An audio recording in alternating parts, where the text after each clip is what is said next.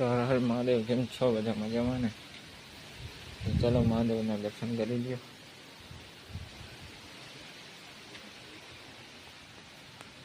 મહાદેવ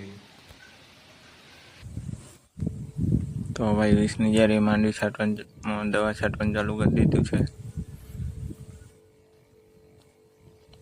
તે પછી આપણે 30ની જારીએ માંડવી છાંટવામાં દવા છાંટવાની છે.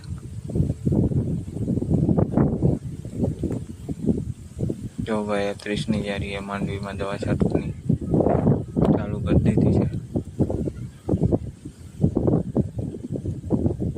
અને કેવી માંડવી છે જરાક કોમેન્ટ કરજો. જો ભાઈ માંડવી કેવી છે જરીક કોમેન્ટ કરી દેજો. અને વિડીયોને લાઈક કરો, શેર કરો અને સબસ્ક્રાઈબ કરતા હો.